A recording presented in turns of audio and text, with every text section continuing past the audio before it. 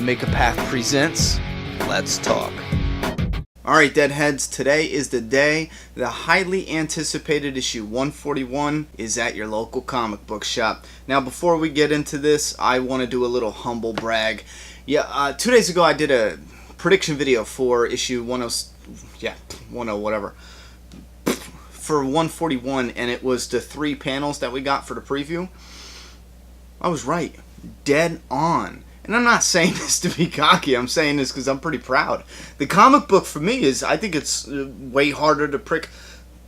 Holy crap, what's wrong with me today? It's way harder to predict than the show, because the show goes along the lines of the comic book for a guideline. You really got to get to know the story and the style of the writing. And I'll tell you what, one of the coolest things I think I was able to pinpoint is something I noticed in Robert Kirkman's writing. He always gives you the obvious to kind of, and I think this is a clever trick. As a comic book writer, fucking clever as shit.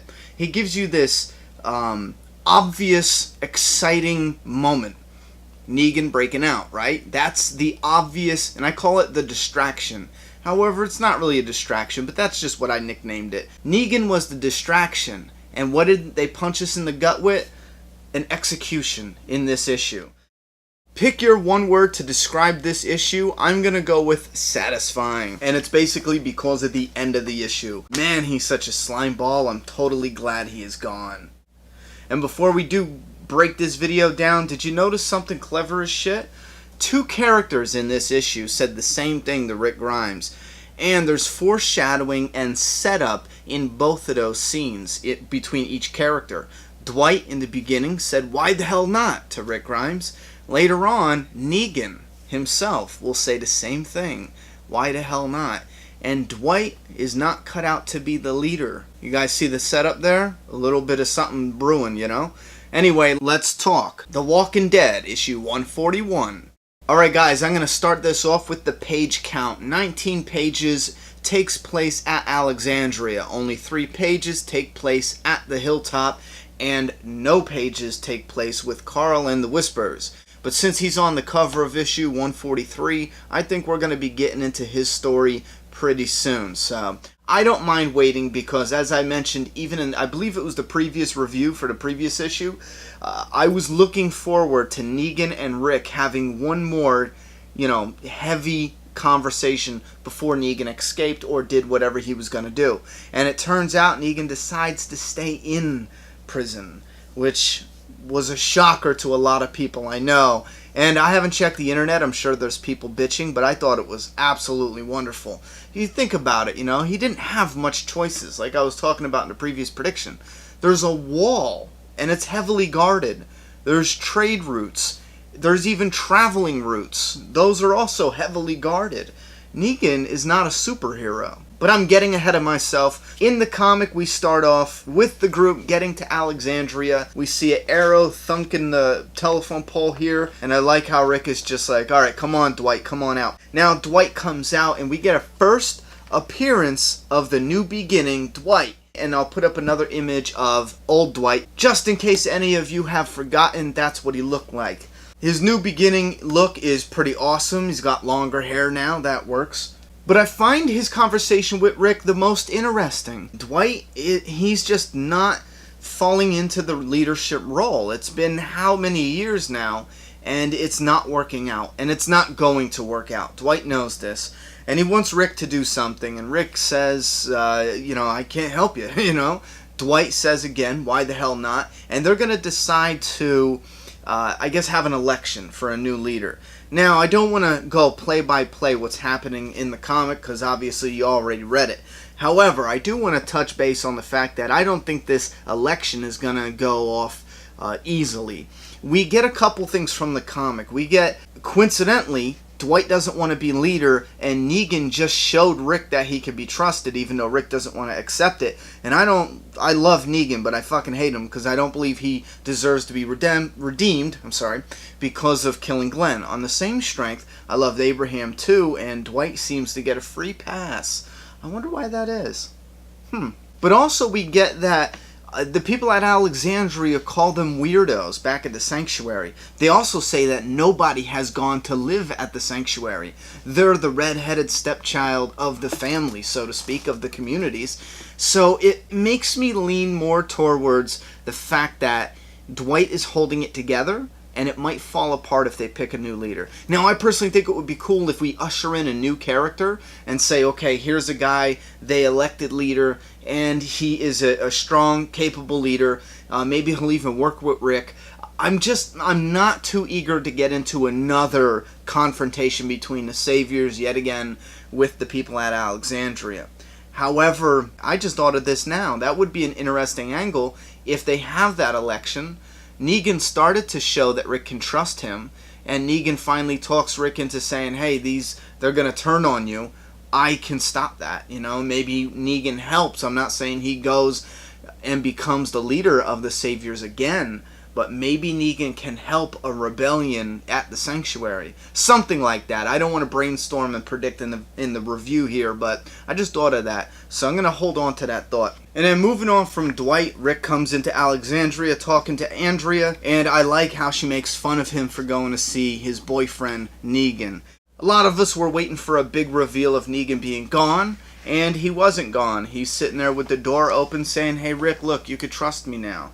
Now, Rick can't trust him. He doesn't want to trust him. You've read it. They have a very nice conversation. Hilarious. I actually laughed out loud, like for real, 2 or 3 times, especially when he says, did I bring out my perfectly normal-sized wiener and fuck orgasms into your girl Andrea until she ordered a t-shirt from the Negan's Cock fan club? Negan. Anyway, so Rick says that it'll never happen. He'll never trust Negan, and he says, why the hell not? I think that's very interesting. I know it's probably nothing. You guys are probably looking at me like I'm crazy, that they both said the same exact thing, but it's the simple fact that I consider that possible foreshadowing. Dwight said, why the hell not, to Rick helping with leadership. Negan is saying, why the hell not, to Rick trusting him. I feel like there's something there, and I feel like it was done on purpose. Now, I think this is a great conversation. Not only is it very interesting, but it actually has to deal with the story. And it has to deal with the story not only in that scene between Rick and Negan, but throughout the issue as well. It even relates to what's happening at the hilltop. And that's why I love the conversation between Rick and Negan. However, there is one problem. That can still happen. This entire time, the Negan and Rick back and forth, I have always just waited for Rick to finally snap with some emotions and finally just tell Negan straight up, you killed Glenn. He was a good boy. He was a good guy or something. You know what I mean? Just with raw emotions, just snap out at Negan, lash out at him for that. And we can either get 2 types of Negan saying, oh, fuck it, you killed people too, or I would prefer a Negan who finally understood it. To me, that would lead the road of redemption. And maybe that understanding opened up a window, and he was like, I don't want to say sad, because it's not Negan-like, maybe regretful or disappointed. You know what I'm saying? That something he did is hindering him in the future. And it has a touch of selfishness there, yeah. But it would be at least a start to the road of redemption where he was like, fuck, man, that was just shit. You know what I'm saying? I think that would be a nice start. We get an intermission from Everything That's Interesting with a baby announcement from Rosita and Eugene. And as you guys know, I just don't like Rosita. I think she's useless. Anyway, at least somebody put her to good use. Rick goes on to yell at Olivia just like Negan said he would. But it's what happens after that I find the most interesting, and this is where I think we get the most setup / foreshadowing. Rick is once again telling Andrea his plan and why. He's explaining his philosophy about the way he's trying to influence the civilization that they have there at Alexandria, at the hilltop. I believe he's talking about Alexandria, the hilltop, the kingdoms, the sanctuary.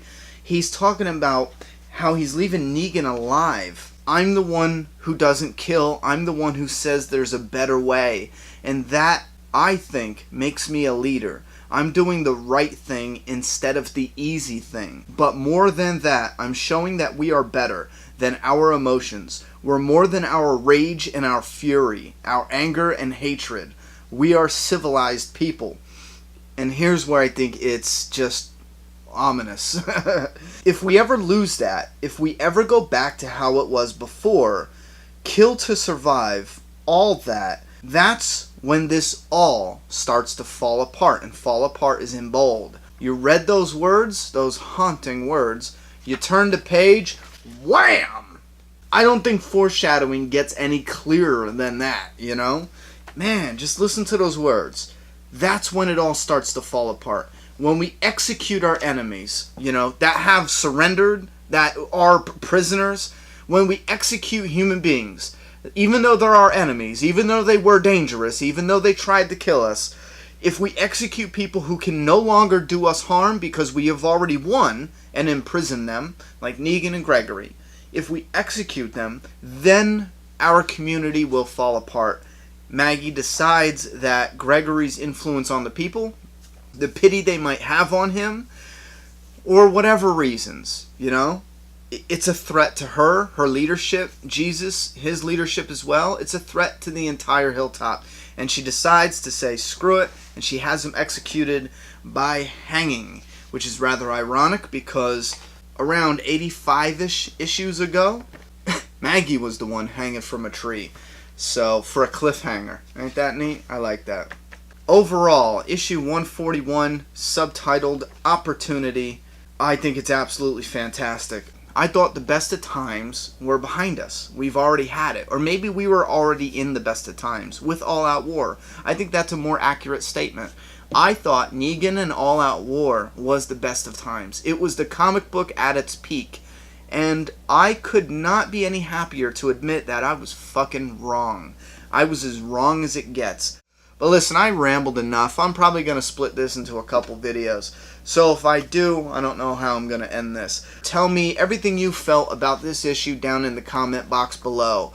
Also, leave your one word to describe how this single issue made you feel. Again, mine is satisfying. I'm done talking. It's your turn. Subscribe now.